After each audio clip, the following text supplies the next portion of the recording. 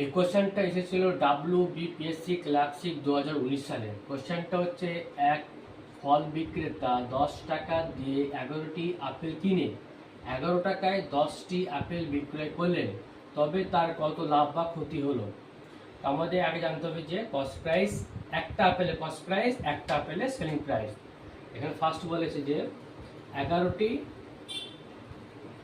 Apple কিনে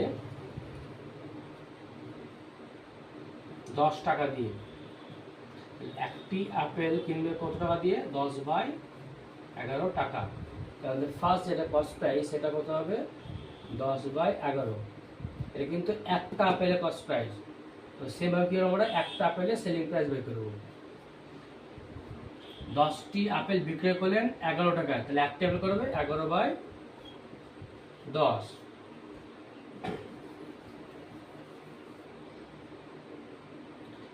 এর 11/10 এই ভ্যালুটা 1 পয়েন্ট সামথিং আসবে। এটা 10/11 0 পয়েন্ট সামথিং, মানে আমার কি সেলিং প্রাইস বেড়েছে।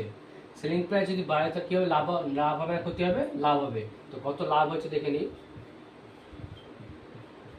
11/10 মাইনাস 10/11,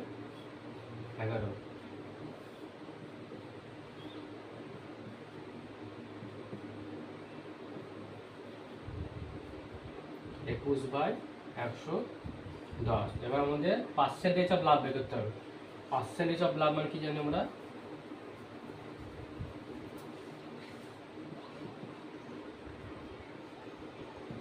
লাভ বাই কত? Cost price. কস্ট প্রাইস হচ্ছে 10 × 11 × 100।